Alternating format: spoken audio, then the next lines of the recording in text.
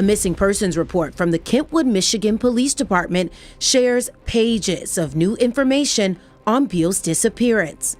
The report was filed by an ex whose name is withheld. She says Beal was living in Michigan with her and their 2 children. He was supposed to drive her car to work at Amazon. An NFL player has been missing for over a year.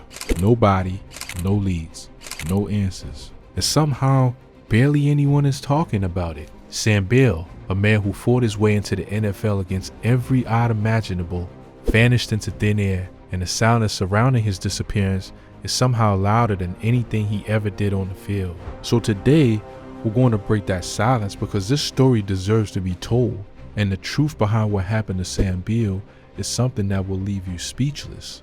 Sam Beal didn't come from a football factory. He wasn't bred in one of those powerhouse college programs where NFL scouts camp out every weekend with clipboards and stopwatches. He grew up grinding, learning the game the hard way, developing his skills not under floodlights with thousands of fans in the stands, but through sheer will and obsession with getting better every single day.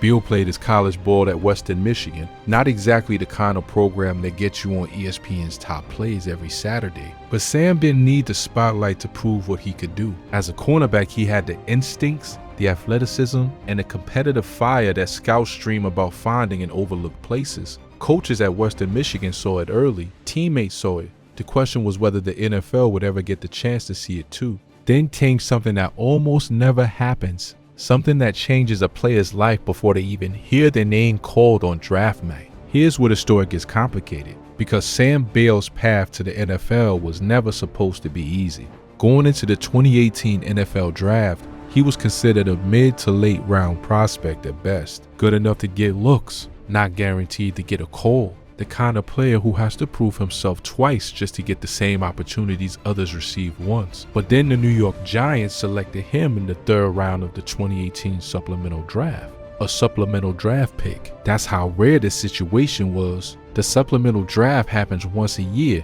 and teams rarely use picks on it because doing so cost them a pick in the following year's regular draft. The Giants gave up a 3rd round pick in 2019 to take a chance on Sam Beal. That's not a small investment. That's a statement. That's an organization saying we believe in this kid enough to sacrifice future capital just to get him into our building. And Beal showed up ready to earn every bit of that faith.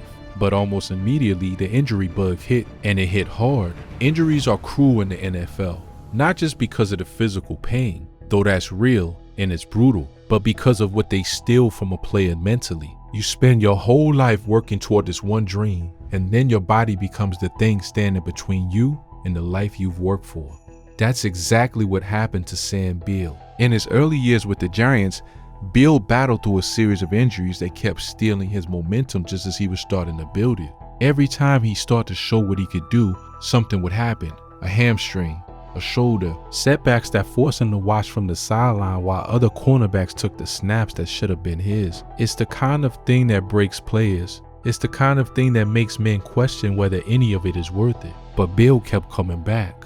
That's the part people forget about him. He kept showing up, kept rehabbing, kept believing that if he could just stay healthy long enough, he'd remind the NFL exactly why the Giants gave up that draft pick for him in the first place. He eventually got released and moved on, signing with the Miami Dolphins, looking for a fresh start in a new city with a new coaching staff and a new chance to resurrect a career the injuries had done their best to derail. Miami felt like a turning point. It felt like the moment Sam Beal was finally going to put it all together, and then he disappeared. Not metaphorically, not from the starting lineup, not from the injury report. Sam Beal physically disappeared. Reports began surfacing that Sam Beal had not been seen or heard from in an alarming amount of time. No social media activity, no public appearances, no communication with people who knew him. For a professional athlete, someone whose entire career depends on visibility, on being findable, on showing up, this was not just unusual,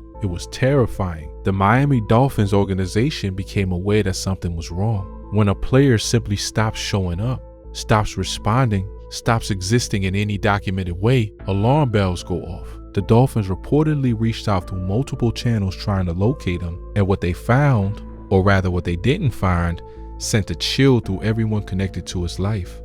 Word started spreading quietly through NFL circles. Players who had competed against him, practice with him, suited up beside him, started hearing the whispers. Sam Beal is missing. Nobody knows where he is. Nobody can find him. And somehow, despite all of that, the story never exploded into the mainstream conversation it deserved. There was no wall-to-wall coverage. There was no major press conference. There was no flood of social media posts from journalists demanding answers. For reasons that are hard to fully understand, the disappearance of an NFL player, a real living human being who had a career, who had people who loved him, who had a story worth telling, slipped through the cracks of the news cycle almost entirely. That silence is its own kind of tragedy. So what do we actually know? What does the timeline look like when you lay it all out? The last confirmed sightings of Sam Beal trace back to a period before the mystery fully took hold. People who were in contact with him describe a man who in his final known interactions did not appear to be in any obvious distress. There were no dramatic public incidents, no visible signs of a crisis unfolding in real time. He was simply there, and then, gradually, he wasn't. That's one of the most unsettling aspects of this entire situation. Disappearances that come with warning signs are horrible, but they're at least partially explainable. You could trace the line backward and find the moment things went wrong. But when someone vanishes without a single obvious red flag, without a scene or a confrontation or a documented breakdown, the uncertainty becomes suffocating because it means you genuinely don't know what happened. You can't rule anything out. Law enforcement became involved, and the picture they began painting was one defined almost entirely by unknowns. Investigators looked into the circumstances surrounding his disappearance and faced a wall of missing information. No confirmed last location that pointed clearly toward foul play. No credible witnesses who could piece together a complete picture of his final known movements. No digital trail that neatly explained where he went or why. What police have speculated, and what those close to the investigation have quietly acknowledged, is that the range of possibilities here is deeply troubling. On one end of the spectrum, there's the hope that Sam Beal made a personal choice to step away from everything, to vanish voluntarily from a life that had put him through more than most people can comprehend. Athletes, especially those whose careers have been defined by repeated injury and the particular cruelty of watching opportunities disappear, sometimes reach a breaking point that the outside world never sees coming. The mental health toll of professional sports is something the league has only recently begun to take seriously, and the pressure on the player whose career never quite fulfilled its promise is something most fans never stop to consider. But on the other end of that spectrum, and this is a part that haunts everyone who cares about this story, there is the possibility that something happened to Sam Beal, something beyond his control, something dark. People close to him have not ruled it out. Law enforcement has not ruled it out. And when you go more than a year without a single confirmed sighting of a living, breathing person, the weight of that possibility becomes impossible to ignore. He could still be out there somewhere, and he could be gone. Nobody knows. When word got out among players around the league, the reactions were what you'd expect from a community that understands, better than anyone, how quickly a life in the NFL can unravel. Former teammates spoke about Sam Beal in the kind of careful, measured language that people use when they're scared to say the wrong thing. When a situation is so uncertain that every word feels like it carries weight, they talked about a guy who competed hard, who was genuinely talented, who deserved more from his career than injuries and bad luck had allowed him to receive. There was grief in how they spoke about him.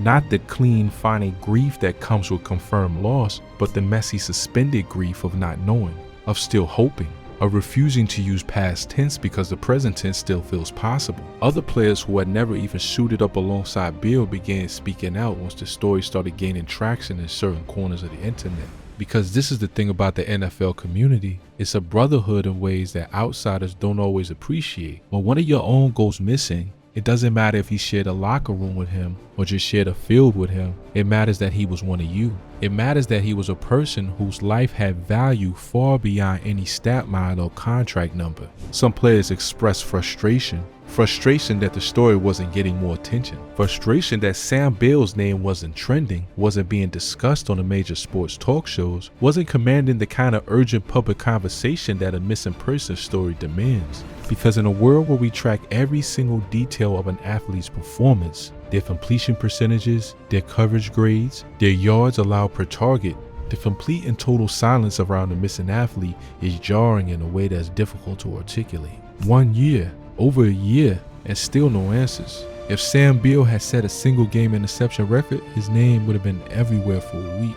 But he's missing, actually missing, and most football fans couldn't even tell you who he is. That's not right. And the players who have spoken up about this know it isn't right. Here's what this story is really about, underneath all the mystery and the unanswered questions and the unsettling silence. Sam Beal was a real person who fought for everything he ever had in football. He was drafted when almost nobody expected it. He battled back from injuries when most people would have walked away. He kept signing, kept showing up, kept trying to find a version of his NFL career that had always felt just out of reach. He was, by every account from people who knew him, a competitor, a fighter, someone who refused to let the game take more from him than he was willing to give back. And now he's gone in a way that nobody fully understands, and the world has mostly moved on without noticing. That's the part that should stay with you after this video ends. Not just the mystery, not just the unanswered questions, but the fact that this is a human being, a son, a former teammate, a guy who dreamed the same dreams that every kid with a football dreams. And that human being deserves answers. His family deserves answers. The people who loved him and competed alongside him and believed in him when the injury reports kept coming deserve answers. If you know anything about the whereabouts of Sam Beal, there are resources available to report missing persons information. His story should not be allowed to quietly fade into the background noise of a busy sports calendar. So if you had told Sam Beal back in his Western Michigan days, back when he was a kid from an overlooked program betting everything and one shot at the league, that his name would one day be spoken in hushed tones, not for a great play or a championship moment, but because the world simply couldn't find him anymore, he would have called it impossible. But here we are, and the least we can do is make sure people know his name.